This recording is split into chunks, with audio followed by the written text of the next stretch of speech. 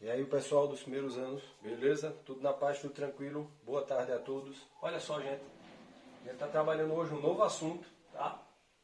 E que assunto é esse? Esse assunto nós vamos trabalhar chamado de renascimento. O que é o renascimento? Lembrando que esse movimento artístico, cultural, que vai aparecer no fim, alguns dizem que no fim da Idade Média, eu sempre coloco na chamada Baixa Idade Média, não na Alta Idade Média, é chamado de renascimento, ok? E esse renascimento aqui, se você pegar a formação da mentalidade moderna, é o início dessa formação, lembrando que nós temos antiguidade, né? Antiguidade clássica, tem a antiguidade oriental, a antiguidade clássica, que é Grécia e Roma, e depois nós temos o chamado período medieval, e depois a Idade Moderna, certo? Que estenderia-se até mais ou menos a Revolução Francesa. Então, o que seria o Renascimento? Vamos dar uma definição para esse movimento. Movimento cultural, artístico, que se baseia na recuperação de quê? Da cultura Grécia, ou da cultura grega e da cultura romana. Antigas, no caso da arte, da literatura, nas línguas, certo?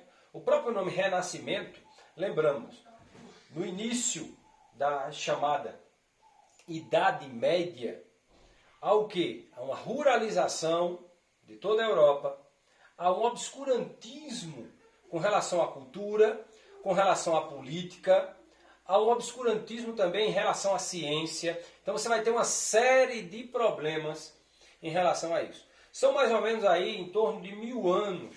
Né? Você vai pegar do século V até o XI, você vai ter uns 500 anos mais ou menos de Alta Idade Média, onde praticamente você não tem na Europa, lembrando que isso é a Europa, gente. História ocidental. História do Oriente é outra coisa, tá? É bom sempre a gente dizer isso. Né? E por que nós estudamos isso, professor? Porque nós somos influenciados pela história do Ocidente. Né? E, infelizmente, nós não temos esse conhecimento tão grande. Né? A gente acredita, por exemplo, que tudo é feito a partir da cultura judaica, cristã, da influência dessas culturas. Quando, na realidade, no Oriente você tem mais tempo até do que isso. Tá? África, Ásia, Índia, são culturas mais antigas até do que a cultura ocidental. Beleza? Só para a gente esclarecer. Mas olha só, então um movimento artístico que se baseia na recuperação da cultura da Grécia e de Roma. Ok? Localização, espaço temporal. Onde é esse movimento? Esse movimento, gente, ele é iniciado no século XV. Século XV começa em 1401, vai até 1500, beleza? E estende-se até o século XVI. Século XVI, de 1501 até 1600, ok? A partir de quê? Da Itália. Então é um movimento, por que da Itália, gente? Porque é justamente na Itália onde você vai ter uma classe social chamada de mecenas, que são na realidade comerciantes. Vai haver também na Itália uma proximidade com a cultura greco-romana, com os antigos clássicos, certo? Então o período do classicismo, onde você vai ler Platão, você vai ler Aristóteles, você vai gostar de toda a cultura grega, da filosofia grega. Aparece então a famosa escolástica, há todo um sentimento filosófico que reaparece. Tá? Então, ligado à religiosidade também, claro, mas é uma religiosidade mais ampla. E vai haver uma mudança total, daqui a pouco nós vamos falar disso, dos paradigmas. Da visão teocêntrica. Teo é o quê? Teo, Deus como centro. Para a visão antropocêntrica, isso quer dizer antropó, homem, como centro. Então, a partir desse momento, o que quer dizer isso, professor? Só para a gente entender, vocês aí dos primeiros anos. Na Idade Média, tudo era explicado a partir da vontade divina. Inclusive a riqueza, a pobreza, as desigualdades, as mortes, as doenças. Por exemplo, as epidemias, só para você ter uma ideia, de cólera, né? Muita gente se atribuía isso ao pecado humano. Então lendas surgiram, justamente por conta da falta de conhecimento. Todas as épocas, e eu acho, me perdoe a franqueza, ridículo hoje quando algumas pessoas tentam explicar essa pandemia que nós vivemos a partir da ideia religiosa, do pecado, disso ou daquilo, dos castigos, quando na realidade nós sabemos que isso sempre existiu na face da Terra. E o grande problema são as desigualdades sociais, porque quem morre nessa história da pandemia toda, geralmente é quem não tem dinheiro, quem não tem condição de sair, de fugir, de andar, de ir para outros locais. A Idade Média, a maioria que sofria, por exemplo, com a peste bubônica ou peste negra, a maioria foram pobres, né? Os ricos fugiam das cidades, iam para outros locais, tentavam habitar em outros castelos, morriam também, claro, mas em menor quantidade. Então observa só para a gente voltar. Então nós temos o Renascimento, movimento cultural, artístico, que se baseou na recuperação da cultura da Grécia e de Roma Antiga, na arte, na literatura e nas línguas. Tá? Movimento classicista, ou classicismo, como queira. Movimento de espaço temporal na Itália, pela proximidade justamente. E por que na Itália? Itália estava dividida em vários estados e alguns deles eram muito ricos. Alguns desses estados rivalizavam entre si. Havia mecenas, que eu falei a vocês, homens ricos, que ajudavam esses artistas. Então, por exemplo, um Dante Alighieri, né, que vai pintar, um Rafael Sanzio, que passa anos pintando, por exemplo, a Capela Sistina na Itália, né? Essa coisa toda, você vai levar anos. E como é que eu vou passar anos pintando se não tiver gente para me financiar, para pagar meu salário? Então esses artistas, eles ganhavam para isso também, os mais famosos. Rafael, Donatello, né? Michelangelo, todos eles italianos aqui. Alguns desses estados rivalizavam, como eu disse a vocês. Então havia entre esses estados essa rivalidade e eles procuravam manter sempre o investimento nessas obras. Abundância de vestígios romanos e gregos. Então muita gente, por isso a Itália também tem essa proximidade. Então o Renascimento, o início dele é italiano, por conta dos mecenas, por conta da proximidade com os gregos, com a cultura grega e romana, e a abundância desses vestígios. Beleza? Então olha só. Quais as características? Deus escolheu o homem, isso aqui é Pico della Mirandola, que é um escritor da época, no ano de 1486, e Pico della Mirandola ele diz que Deus escolheu o homem colocando no centro do mundo. Aí vem a visão antropocentista. És tu que, segundo os teus desejos e o teu discernimento, podes escolher. Então, Deus tinha criado o homem. Não se exime a figura de Deus aqui. Mas, ao mesmo tempo, o homem é o centro. O homem vai ter o livre-arbítrio de escolha, que vem na escolástica, que vem com outros pregadores da época que acreditam dessa forma. Então, há uma visão ideológica diferente da visão teocêntrica de que Deus é quem manipula tudo e que os homens não fazem absolutamente nada, só Deus é quem manda, inclusive doença, pobreza, riqueza, tudo é da vontade divina. Então essa visão teocêntrica vai ser substituída pela visão antropocêntrica. Antropóide, como eu disse, homem no centro. Característica do Renascimento. Deus escolheu o homem colocando no centro dessas coisas, que é o que a gente chama de antropocentrismo. Daqui a pouco vai ter uma atividade sobre isso. E o que é antropocentrismo? Observem, o homem passa a estar onde, gente? No centro do universo, das preocupações humanas. Então o homem passa a estar no centro do universo das preocupações humanas.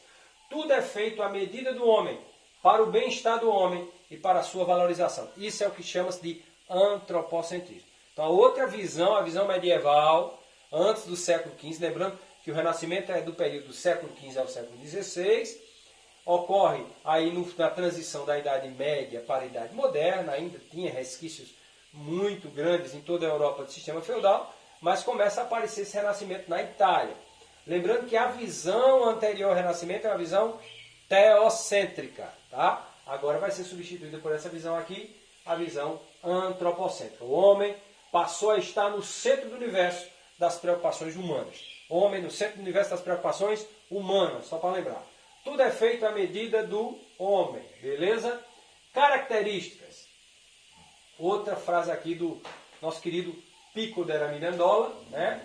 Sobre a dignidade do homem, do ano de 1486. Você tem: coloquei-te no centro do mundo, para que daí pudesses, diz ele aqui, facilmente observar as coisas.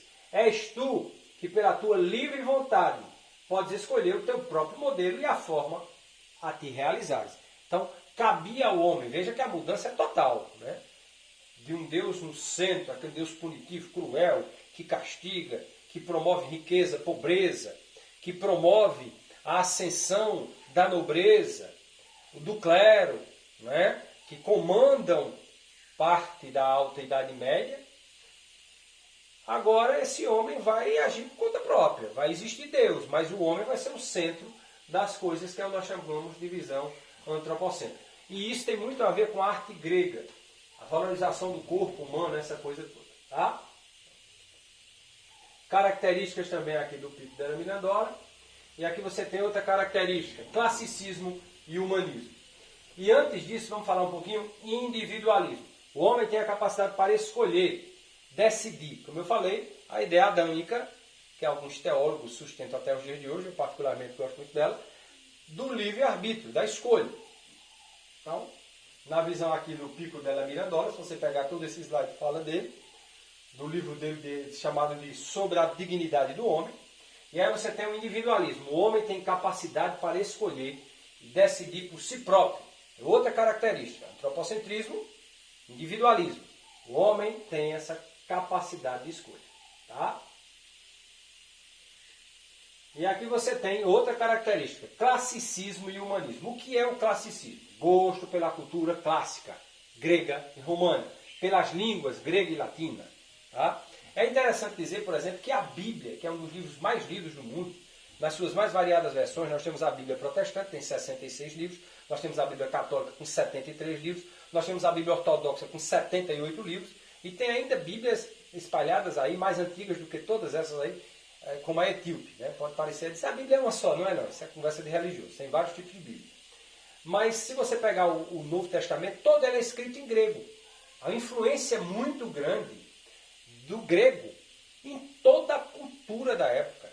Né? Então, até na própria Bíblia, que é o livro mais lido do mundo, né? O livro que seguido pela ainda a maior religião, o islamismo está chegando lá, mas ainda a maior religião, quando se juntam ortodoxos, católicos, protestantes, ainda é o cristianismo, e você vê que dentro disso você tem uma cultura grega. Então, o Novo Testamento, todo ele é em grego.